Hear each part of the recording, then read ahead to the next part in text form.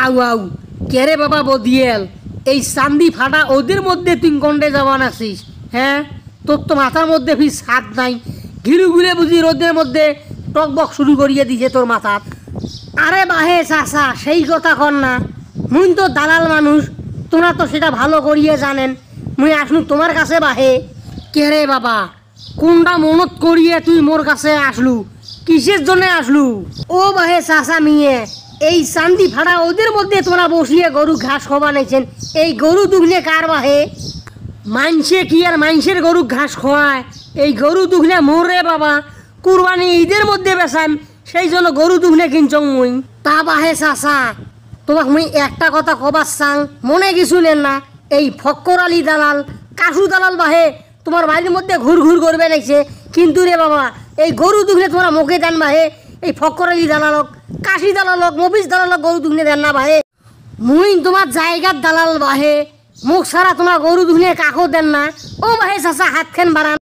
কে রে বাবা, মুই হাতখান বাড়াম, তুই কি মোর সাথে হ্যান্ডশেপ করবু? তুই তো মোর সাথে হ্যাঁ করলু, সারামও দিলু নে বাহে, ফির হ্যান্ডশেপ করবে সাবান আছে। ও বাহে চাচা, হ্যান্ডশেপ করার জন্য হাতখান বারবার কম নাই বাহে। এই যে তোমরা গরু দুগনে যে বেচাবেন ঈদের মধ্যে, এই আগাম ঈদের আগে মুই তোমার গরুর টেকা দিয়ে গেলু বাহে, কিন্তু তোমরা মফিজ দালালক, ফক্কর আলী দালালক বাহে এই গরু দুগনে দেন না। না রে বাবা, মুই তোর কাছ থেকে গরুর অগ্রিম টেকা নিবের পাবার ন, কারণ গতবার তোর কাছে মুই অগ্রিম বায়না নিসনু। তুই গরু দুগনে মন নিয়ে যা হাটের মধ্যে বেচাছিস, একটা টাকাও দিস নেই, আরো ফির ঘুরিয়ে গছিস বাহে চাচা, তোমাক মুই বায়না দিছ, তারপরের দিন আসি মুই তোমার গরুর টেকা শোধ করিয়ে দিছ। তোমরা যতগুলো দালাল আছেন সবাই বাটপার রে, একটা ভালো নন, কিন্তু রে বাবা মুই অগ্রিম গরুর টেকা নিবের পাবার ন।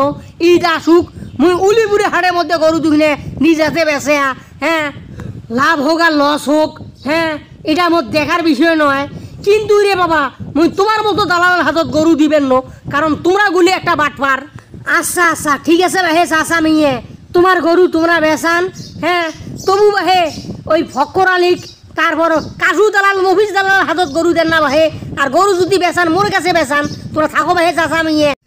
কাইরে এটারে বিষে দু, এ বিষে দু, এই গরু গুলে কার রে?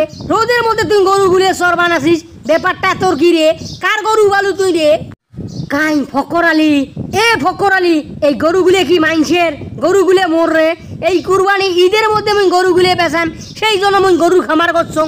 কেরে তুই রে, মুই তোর কাছে আসনু, ঝেন্টুর কাছে শুননু, তুই বলে গরু খামার দিছিস।